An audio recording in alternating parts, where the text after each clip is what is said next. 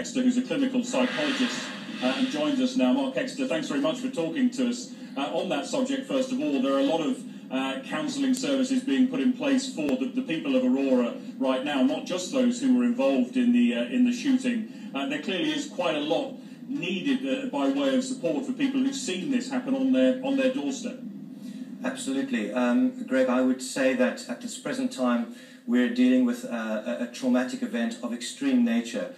That means that people have been in a very relaxing situation in a cinema, unsuspecting, and then out of the blue there is this severe attack, life-threatening situation, and people are subsequently subject to emotional experiences that they are utterly unprepared for. So we can expect that over the next few weeks people will become increasingly psychologically morbid and might require psychological attention, and I think that post-traumatic stress, certainly acute stress disorder, would be order of the day, and psychological / psychiatric support will be very important to help these victims along.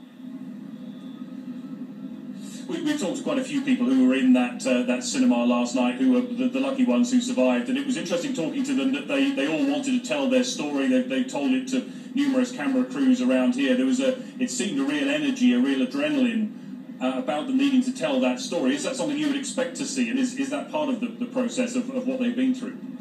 When people have been subject to this kind of attack, the form of adrenalized response in the human mind is extraordinary, and certain parts of the brain become activated that leave people in a very difficult and compromised circumstance. What we've seen is people coming out of that situation wanting to talk, but if you look very carefully at those people, they look somewhat numbed, they look shocked, they look bewildered, they look unable to cope with what's going on with them. So they need to be treated very carefully at this stage, and they need to be observed, perhaps even psychiatrically observed, especially those who've lost direct family members.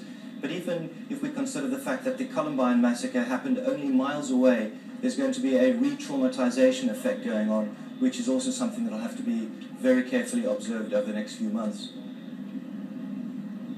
I was going to ask you about that. 15 miles away, Littleton, Colorado, where the Columbine High School is. For the broader community here that has seen this happen and has seen this huge attention on their town, what sort of warning signs do they need to look for? What needs to be put in place for the people who weren't directly caught up in this, but have seen their community caught up in it? Well, a common psychological, psychiatric disturbance that occurs after such an extreme trauma would be traumatic stress disorder, which means that people are experiencing hyper-agitation. They're experiencing what's known as psychic numbing, a sort of low level of capacity to think. They're also experiencing depression, anxiety, intrusion phenomena. All of these experiences leave people feeling very, very distressed and disturbed, and often unable to talk about what's happening to them, despite the fact that they want to talk about what's happening to them.